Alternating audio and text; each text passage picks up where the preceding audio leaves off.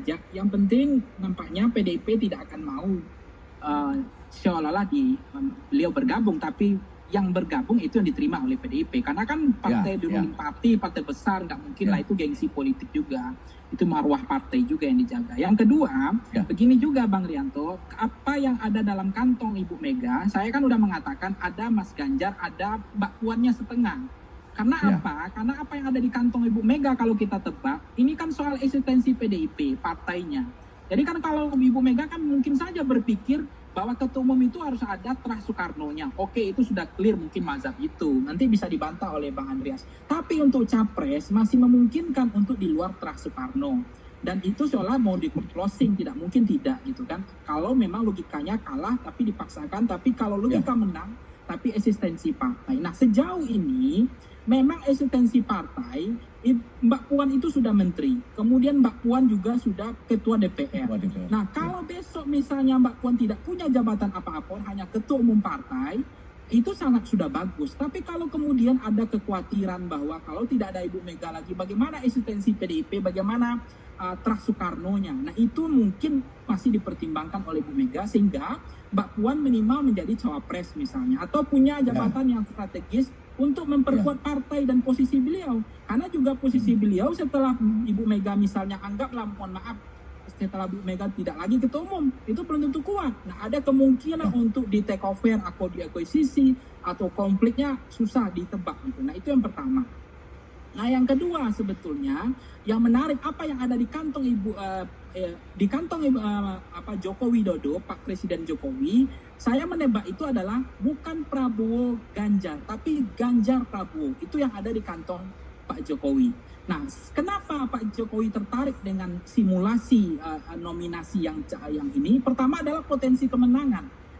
Bandwagon efeknya cukup besar karena baik Mas Ganjar sebagai kepala daerah 2 periode dan kader PDIP juga punya mesin partai, ditambah Pak Prabowo sebagai pernah menjadi menteri dan beliau juga ketua umum partai. Nah, pengalaman Pak Prabowo sebagai menteri terbaik misalnya daerah Pak Jokowi, dan Mas Ganjar adalah kepala daerah terbaik di era sekarang, dianggap seperti itu. Nah, kemudian simulasi irisan pemilih Mas Ganjar hasil survei Foxpol juga agak berbeda. Irisannya Pak Ganjar itu kuat di Indonesia Timur, NTT, kemudian Maluku Utara, kemudian ada Papua, ada sedikit di Jawa, ada banyak di Jawa Tengah dan di beberapa daerah lain. Nah, sementara Pak Prabowo itu irisannya cukup kuat, potensial di irisan di Sumatera, ada di Banten, ada Jawa Barat, ada di Kalimantan. Nah, ini irisan mereka ini sudah berbeda. Artinya ceruk segmen zonasi wilayah pertempuran mereka, itu berbeda. Itu sangat menarik bagi Pak Jokowi.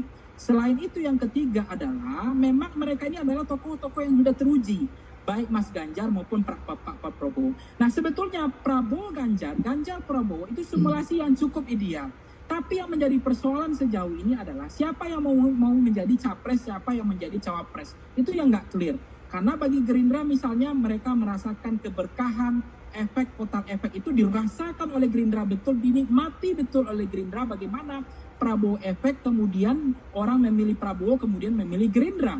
Nah, apakah betul mau Pak Prabowo menjadi cawapres? Tapi ada mazhab pandangan lain yang mengatakan begini, mau saja, menteri saja misalnya Pak Prabowo mau, apalagi wakil presiden. Nah, itu super bloknya seperti itu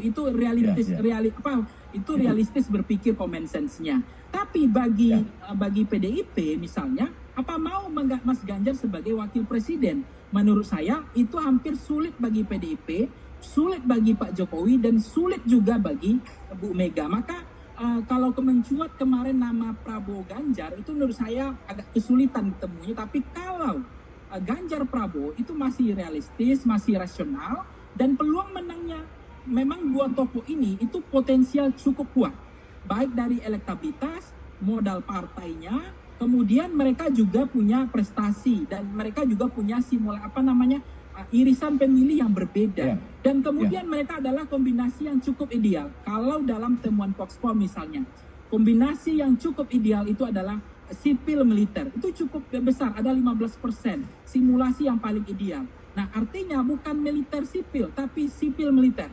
Nah, itu artinya ada kemungkinan memang Ganjar adalah dari tokoh latar belakang background sipil, Kemudian Pak Prabowo dari militer. Nah ini cukup potensial, potensi kemenangan ada, tapi di dalam bangunan koalisi, ini menarik lagi Bang Rianto, ada 3 hal yang penting di dalam bangunan koalisi.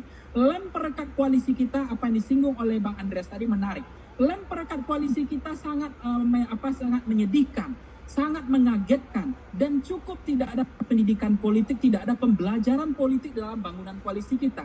Mestinya bangunan koalisi kita itu adalah berbasis kepada ideologi, platform dan programatik dan legacy, bukan itu yang disebut dengan catch all party, itu bukan berbasis koalisi berbasis transaksional dan pragmatis atau match all party. Nah koalisi kita itu cenderung transaksional dan pragmatis. Itu yang disebut oleh Bang Andreas tadi. Pertama adalah figur adalah berpotensi kepada kemenangan, artinya elektabilitas. Yang kedua adalah kader sendiri.